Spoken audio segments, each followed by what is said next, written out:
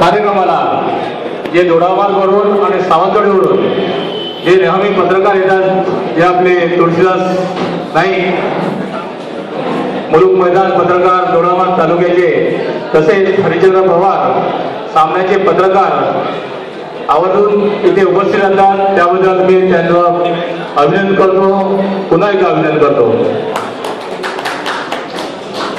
आपल्या ह्या दोडामार्ग तालुक्याच्या विकास मंडळाचे कार्यकर्ते कोणाबद्दल काय सांगायचं, खरोखर गेली 10 वर्ष मी जवळून बघतोय।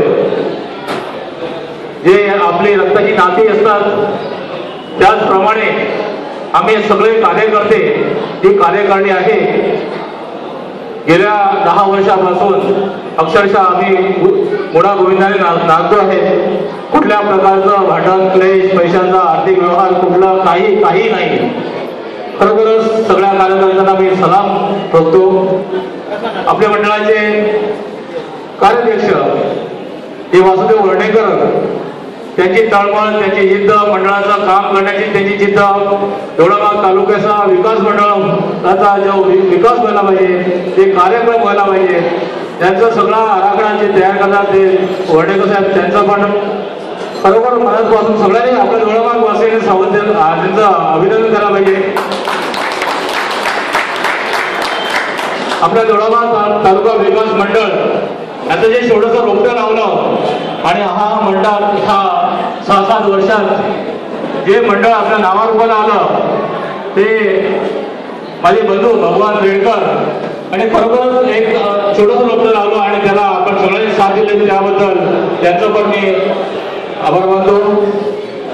आपल्या मंडळाचे ते खरोखरच आज उच्च शिक्षित सेक्रेटरी आपल्याला भेटलेले गेल्या काही वर्षापासून बाबा सावंत, जे स्वतः MBA आहेत, पण त्यांनी केव्हा असं म्हटलं नाही ह्या मंडळाचं काम कसं करायचं, काय करायचं, पण गेल्या काही वर्षापासून सातत्याने ह्या मंडळाचं काम पाहतात आहेत। खरोखर त्यांचं पण मी अभिनंदन करतो आणि मी अध्यक्षाच्या नात्याने ह्या कार्यकर्त्यांचं अभिनंदन मनापासून करायला पाहिजे, आणि हा आपला गाडा असा पुढेच न्यायला पाहिजे आणि ह्याचा वटवृक्ष बनायला पाहिजे।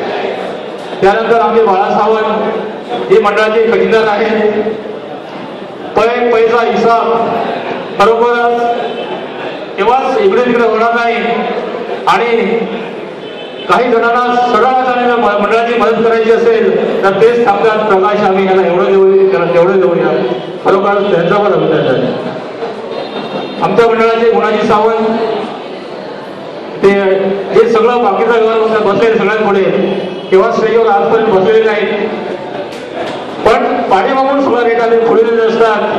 तसे मंडळाचे गणपत गवळी आता ज्यांचा सत्कार केला, कायम वर्गणी गोळा करणं ठेवणं हे सगळं त्यांच्याकडे असतं।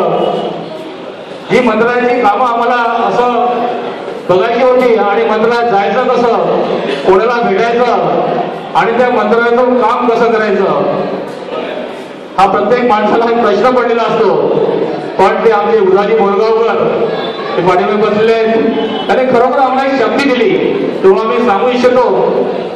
जेव्हा दोडामार्गमध्ये हत्ती आले त्या हत्तींचं काय करायचं हा प्रश्न संपूर्ण जिल्ह्याला पडला होता, पण तो प्रश्न बोरगावकर साहेबांमुळेच झाला, कारण त्यावेळी जी दोन्ही सरकार पडली आणि त्याचा जो फायदा घेतला, जे वनसंस्थेचे अधिकारी होते खोत साहेब, त्यांना आम्ही तिथे भेटलो, ते उपोषण केलं आणि त्यानंतर ती मोहीम राबवली आणि त्या मोहिमेनंतर भले हत्ती कर्नाटकात गेले नसतील पण ते दोडामार्गातून नक्कीच पळाले। आणि आज पुढचं सांगतो, जे हत्ती दोडामार्गमध्ये गेले त्या हत्तींना पुन्हा हे आपलं सरकार दिवाळीत आणून सोडण्याचा प्रयत्न करतात। असा जर प्रयत्न झाला तर हे दोडामार्ग तालुका विकास मंडळ खरोखर गप्प बसणार नाही, रस्त्यावर उतरून आम्ही आंदोलन करू।